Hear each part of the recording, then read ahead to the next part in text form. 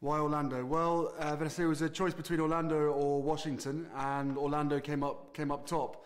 I think the easiest way to answer that is because of Disney World and my love and passion for coming back to Disney World. But deep down inside, I think the importance around the families bit is a real thing for us, and to give the competitors a chance to bring their families and their children over from all the other 14 different nations to Disney World to enjoy the delights of Disney and everything it has to offer. And also, the weather's absolutely fantastic. And you know what? America was where this idea was born. It was where I stole it from. So it seemed right and appropriate to bring it back to you guys.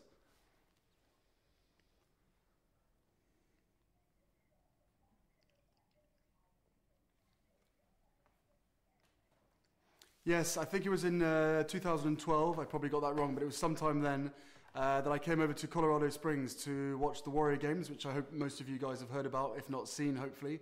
And during a trip there, I realized that I saw sports take a hugely important part in the rehabilitation and the recovery process of all these individuals. For those who don't know, the Warrior Games is a multi-sport discipline for, I think, 300 of the US service men and women, of which 30 people were invited from the UK. And we came over, took part in it, and there was probably maybe 10 or 15 cameras, maybe 150 spectators, and I saw this amazing event unfold in front of me and saw the impact that it had on all of these individuals in different stages of their recovery process from the injuries that they'd sustained from Iraq or Afghanistan or back home, and decided that this needed to go to an international market. This needed to go to an international audience. These guys needed to be celebrated more. And it was such a wonderful example of determination, grit, everything that you could possibly wish for the fighting human spirit. And this needed to be international, and people needed to be able to see it and enjoy this sporting spectacle that was unfolding in front of my eyes.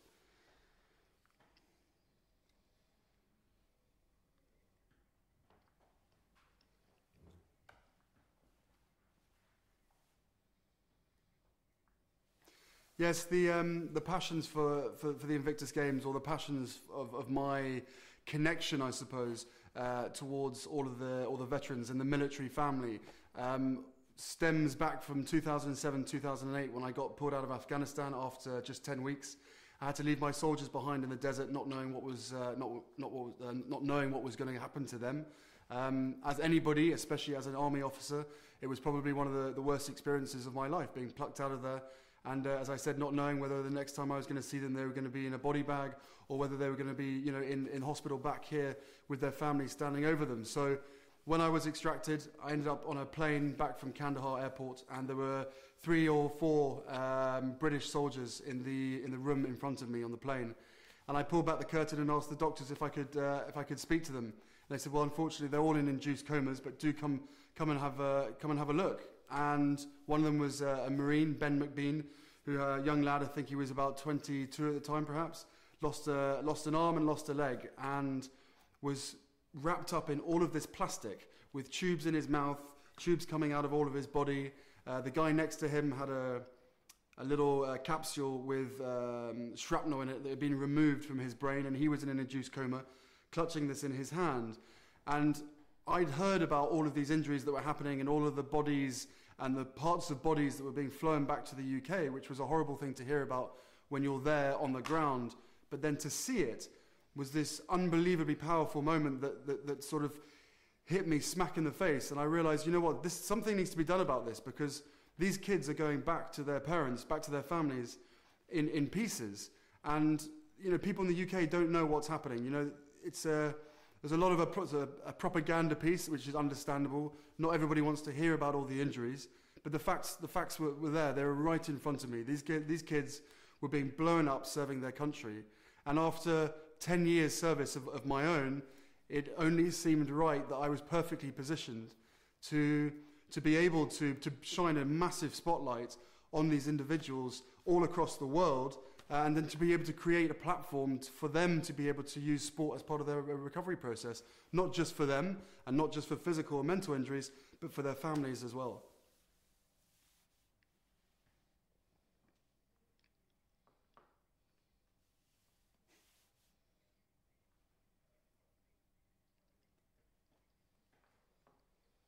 This is an experience. It's an emotional roller coaster.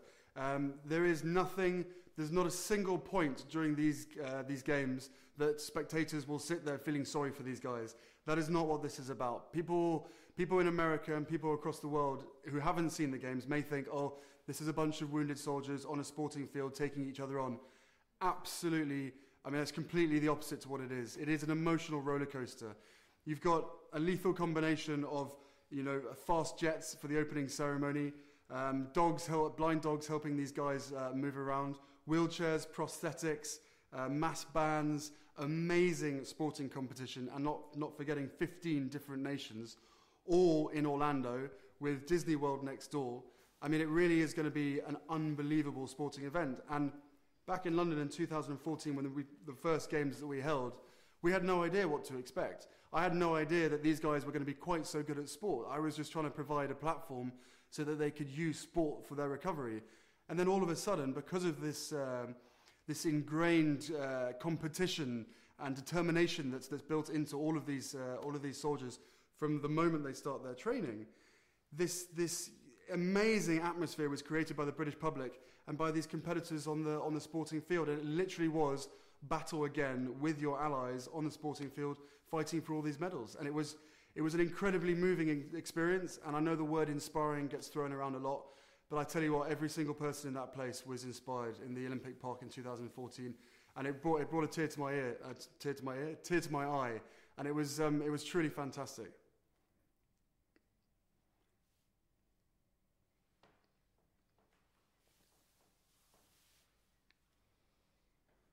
The invisible injuries is a term for mental illness.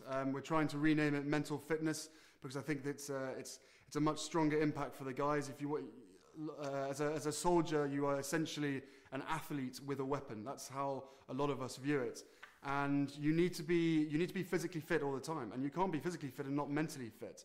So whether you're serving or whether you're a veteran, a lot of guys end up struggling with the things that they've seen, the experiences they've had, sometimes the guilt that they've had from being on operations. But essentially, the invisible injuries is the bits that people can't see. It's almost easier for the lads with a missing leg, a missing finger, a missing hand, burns to the face, whatever it be. Weirdly, it's sometimes easier for those individuals to fit back into society because their wounds are visible. With invisible injuries, it's a lot harder for these guys, and it's one of the biggest points is the stigma that surrounds it. People don't talk about it enough. It's not just with the military, it's with the civilian population as well. We need to talk about mental health. We talk about physical health. If you twist your ankle, you go down to the hospital. If you have a nervous breakdown, where do you go? A lot of these individuals end up hiding away with major anxiety and unable to bring themselves out of their home. What the Invictus Games has done, and numerous other charities as well, is this ability to be able to draw the individuals out of their house and saying to them, guys, dare yourself to leave your house, come and fight alongside your mates, put on that Union Jack in our case, or whatever flag it is, put it on your left chest again, wear a uniform, be part of a team, have a focus, and come and have an amazing time and get cheered on and supported by people all across the world.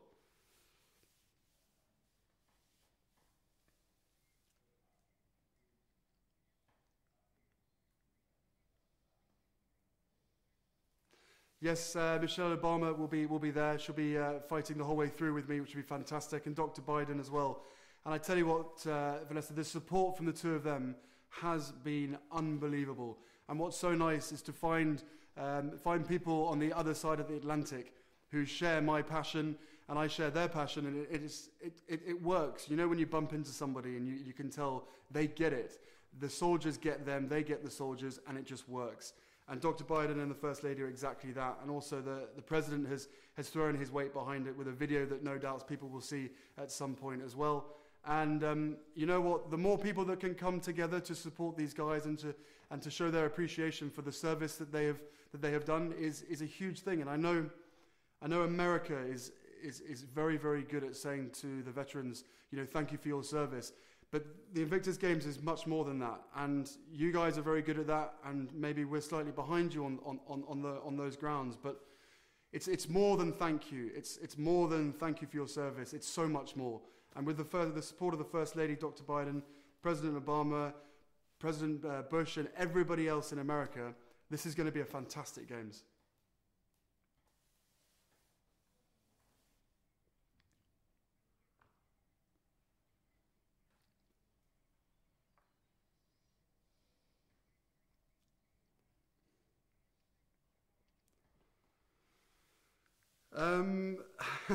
It's an incredibly emotional experience, but a good emotions. It's uplifting.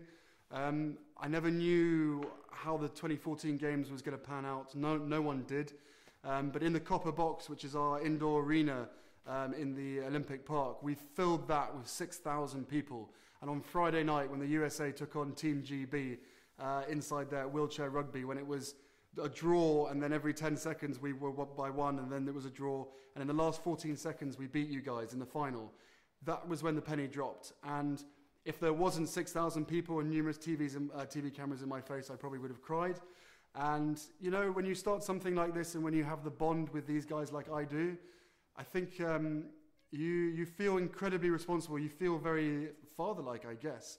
And all I want is to make sure this event is successful, and that it provides more and more opportunities for individuals all over the world who need to use sport to get themselves back into a job, back into society, whatever it be. So hopefully, I mean, I feel incredibly proud, not for what we've achieved and what we've set up, but to have the chance to be able to see these individuals literally turn their lives around, knowing that they've been given a second chance, which a lot of guys haven't been given, and then making the most of this and basically kicking the arse out of life.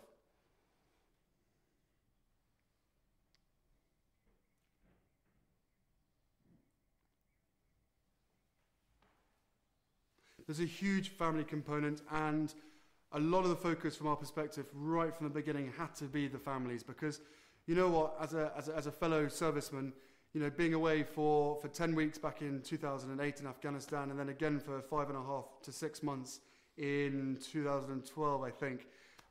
It can be quite a selfish job. You know, we go away with our friends. We go away doing something that we love. We go away just to serve our country with our buddies, with our mates, you know, with our comrades. And it's the children, and it's the families, it's the wives, it's the husbands, it's the fathers, the grandparents. Those are the ones that end up getting left behind. And the support has to be there for them, because when we come back, that's where this support structure, where the family structure is. And, you know, it's a huge, huge part of being able to get these guys back onto recovery. And, you know, if your brother was to come back from Iraq or Afghanistan, or even serving at home, if he came back with a life-changing injury, you and all your family would get around them. That's what part of the rehabilitation process is. But it doesn't just affect the injured, it affects everybody around them. So therefore, there has to be a focus on the family, which is another reason why we're coming to Orlando, because Disney World will be a distraction for the kids, while Team UK can basically win all the medals.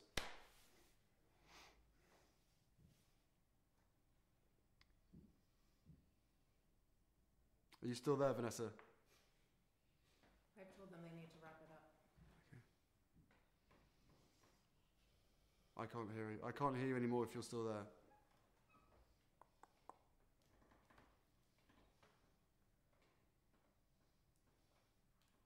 No, hang up.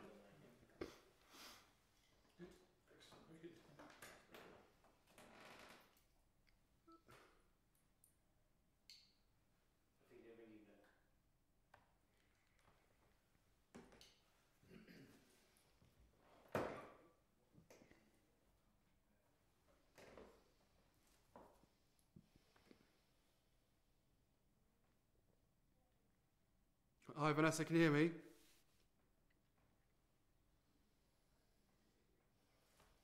Cool, I can hear you too. I can hear you.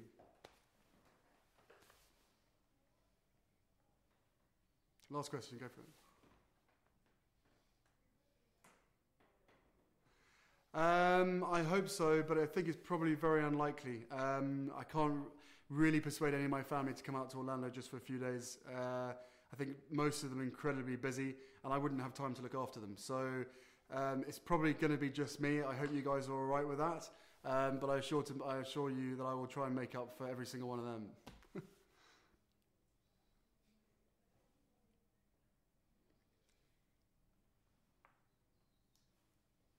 Not at all. Vanessa, thank you very, very much. I look forward to seeing you all there.